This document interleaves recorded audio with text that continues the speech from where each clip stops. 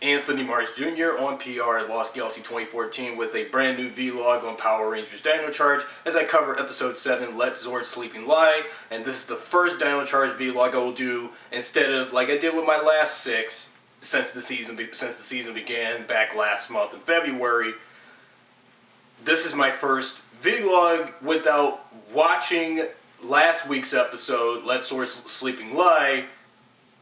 And then I do my vlog and also talk about a couple of things that I remember and pretty much slipped it somehow, despite me and my bad memory with I don't know what tendency I have for that, and knowing that I can forget some of the things that happened or what the characters did or what the characters said or whatever went on in the episode. I'm only going to talk about a brief things that I did like about the episode, and I'm going to wrap up. I'm not going to talk about the whole episode and talk about its full plot summary and everything else in between from this past week's episode, which, albeit. So, after the episode before that, the tooth hurts, right? Okay, so after we had just only one filler episode of the season, although having multiple writers for an episode was, of course, it was going to be complicated. At least with just only one writer for an episode like this, Dino Charge is back in full swing of actually handling and balancing a couple of things and what would work and what would not work, but actually would work all the way to its full potential. I'm only going to cover, for the vlog for episode 7, is the highlights of the episode, and not talk about, again, the whole episode. If you have not seen it, I suggest go check it out on Nickelodeon's website, or if you have a Hulu account, you can watch Power Rangers Dino Charge on Hulu if it is available, or on Netflix, since Power Rangers, of course, is on Netflix. So, or on Nick's website for Power Rangers Dino Charge. And catch up on, episodes that you haven't got to see. So, I'm going to start with the first highlight of Let Sleeping Zords Lie. So, albeit this is the first Dino Charge episode focusing on our Pink Ranger Shelby. And albeit, as we got close to this episode, I actually like Shelby's character. I've already started to get so convinced with her character as the Pink Ranger already. I really like her rough and tumbleness of her being, even though despite as much as established from the beginning of the series when we were introduced to these characters, except for Riley, who was introduced an episode later. But as soon as when we got Shelby and when we got to see her interaction with Kendall, who is also the mentor, the side mentor scientist of the team, and as well who will also be our future Dino Charge Violet Ranger, or Purple Ranger, because Violet, every time I say Violet, it sounds like I'm saying violent, like putting it in between that. Yeah. And also the relationship, also their kinship between the two, knowing that we only have 2 females, in the team for Power Rangers. Well, actually, one being a scientist that's not Yellow Ranger, because knowing Dino Charge and Q-Ranger don't have a Yellow Ranger, and knowing despite the fact that Kendall and Shelby just can't get along, but they will probably get along eventually. And also one of the few kinshows I also liked about this episode is when we get to see Kendall and Shelby work together, making a new Dino Charger based on the Zord of the day, the Ankilo Zord, which also combines with the Dino Charge Megazord. And before I talk about Shelby and Kendall for a moment, you guys are probably wondering about the Dino Charge Aqua Ranger and why he hasn't even appeared yet, and also the other auxiliary Dino Charge Rangers. I feel that unlike in Q-Ranger, when we get to see those auxiliary Rangers there early, well, at the time when you do see a new Dino Zord for the Q-Rangers to collect and add to their set of, the sentient Dino Zords that are present there, and also what Rangers are around them, you guys are probably wondering why the Aqua Ranger hasn't showed up yet. Because, you know what, I understand, as much as I like Dino Charge doing something entirely original, it seems like they don't want to introduce him or her, because knowing that the Aqua Ranger this version is going to be a female, as compared to knowing that the Aqua Ranger was both male and female in 2 different variations during Q-Ranger and after Q-Ranger. So unfortunately, we will not get the Aqua Ranger no time soon. And when we do get the other, as soon as when we get to the other Dino Charge Rangers after the Gold Ranger, then they will go ahead and find other, you know, Dino Zords safe for Kendall, since we already have an opening, since we have an already runner-up contender for the Dino Charge Violet Ranger, and it's possible that Keeper will be the Dino Charge Silver Ranger, of course. So, and to think that the Silver Ranger was going to be somebody else, I just come to realize in a very small spoiler that Keeper will keep it disclosed. So, you know. Well, anyway, the scene where Kendall and Shelby create the Ankilo Charger was pretty impressive. At least their teamwork is probably getting there. But at the same time, though, but as soon as wait until when I talk about the end scene, trust me, because I know a lot of people were talking about that part when we get to that. And also creating this transmitter device thing where they can find the energy surging reading for the Ankilo Zord.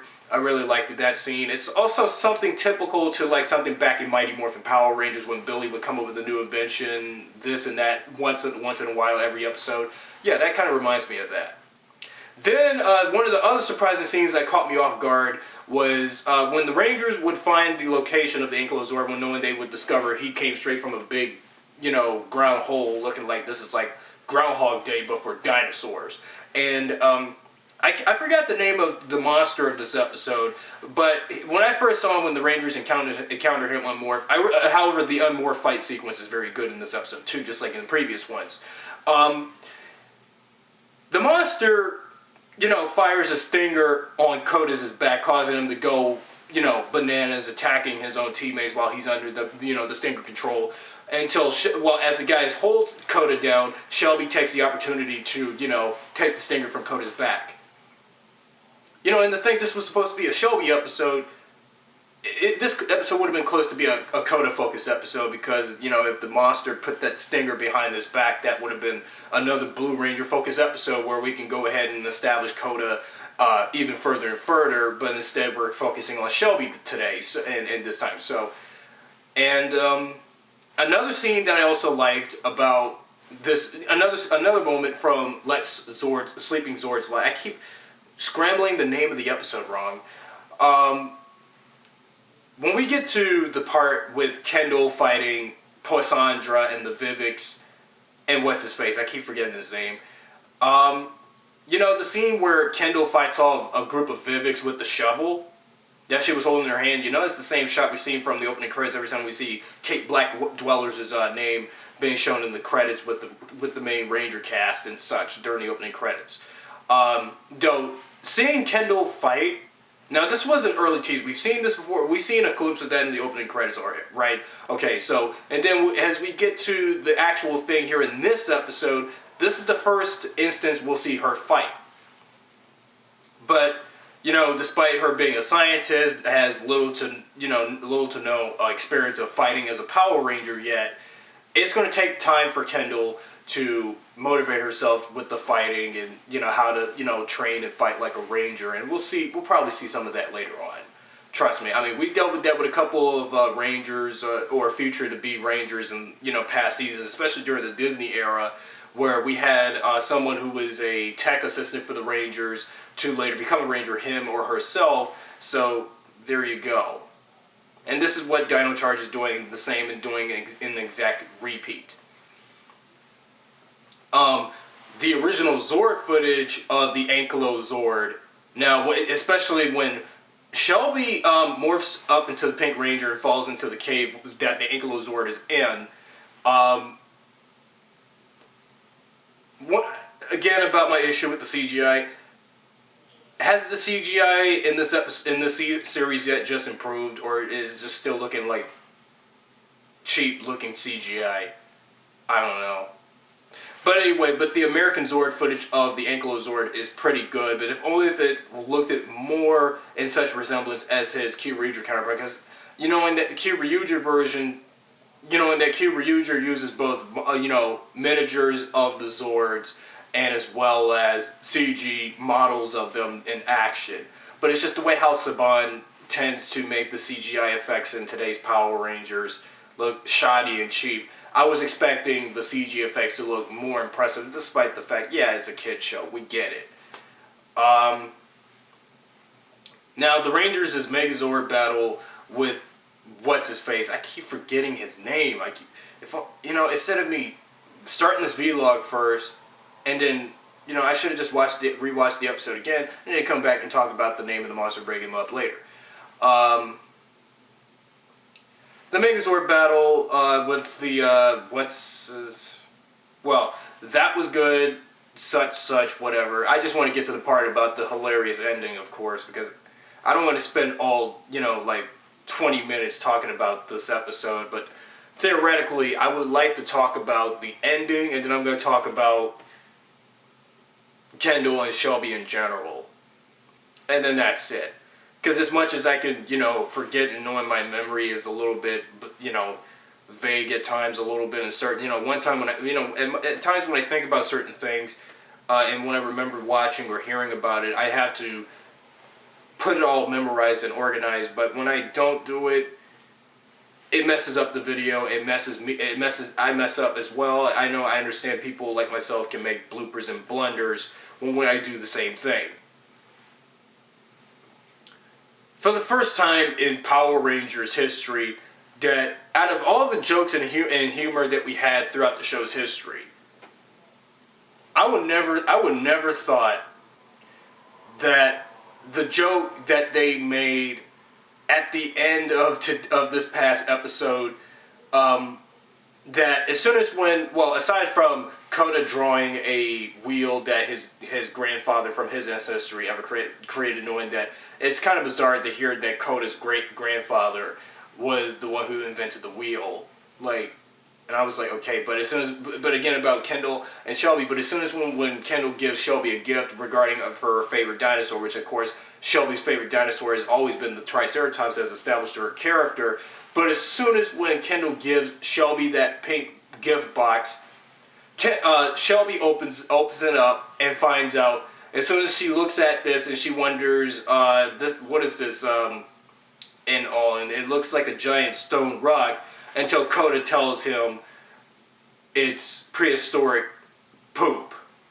And then, what's so funny, and I cracked up so hard as soon as when Shelby busted out, freaking out, knowing that it was dried up, large piles of poop combined together as a giant boulder rock thing that looks like a giant Cheeto, but gray, blackish, but knowing poop knowing poop is actually brown colored, but when it's dried up, especially from specimens of animals that take dumps and stuff. I hate to talk potty humor here, but it's just thinking about that scene where it's just every time it seems like whenever I think about that image from this past episode of Shelby holding onto that piece of poop, piece of dried up Triceratops poop, I just keep cracking up as much as I could every time I just think about it, because I never thought within Power Rangers history we would ever have a poop joke, ever. I mean ever. Since when as much as we've had all those other jokes and humor and gags throughout Power Rangers history, but poop, this marked it the first time, and this is like this episode marked a milestone in the show's history to ever, and even within Dino Charge's history of, within history of Power Rangers, to ever, see a Power Ranger hold on to something that would resemble to his or her favorite dinosaur, and then ends up I'm thinking it's a giant stone rock, but it's actually, if she would hold up to that thing and just smell it, and it would smell like, caca, you know what I'm saying? Because that was just messed up. Really messed up. I also liked her expression when she was like, Dino dung, ew! That was hilarious, and as soon as when she dropped it, I busted out laughing, and that was the end of the episode. But now, in general, as I close up this short vlog on Let Sleeping Zords Lie, I wanted to talk about, has Kendall and Shelby ever got along? No. Yet, even 7 episodes in now, ever since when the series began, Kendall still does not like Shelby.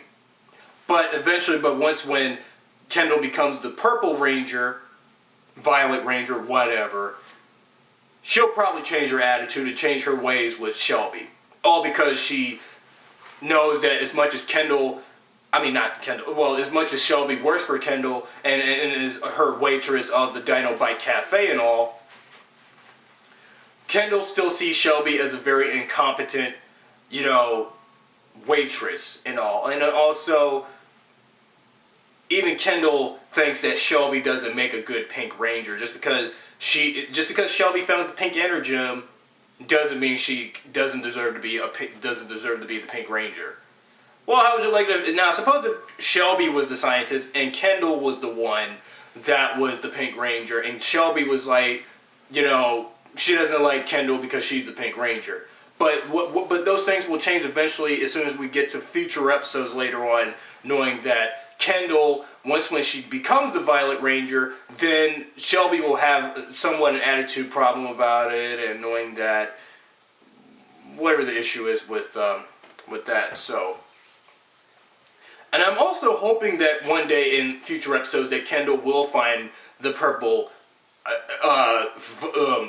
violet energem. And I'm hoping that will happen eventually, because a lot of people are wondering, since, well, as much as we've seen the other 5 Rangers get their energems, we're waiting for Kendall to get hers, but we will get a Kendall-focused episode later on throughout the series, just like how as much as we had a Dr. K focused episode or a whatever. So what did you guys thought about Let Sleeping Zords Lie? Now, 7 episodes in a row, and I'm still enjoying Dino Charges of this, and I'm grateful that this episode is what got Dino Charge back on track after just one filler episode. But as soon as we get more filler episodes, and even after the hiatus, there will be more filler episodes leading to the super season. So I don't want that to happen, unlike What's-Its-Face Force. So you know what I mean. So what do you think of my vlog? Although as much as I didn't want to talk about the whole episode and talk about some events, but I only talk about some of the highlights. Let me know what you guys think in the comment section. Drop a like, subscribe, so forth. And I'll see you guys right back here next time. Thanks for watching.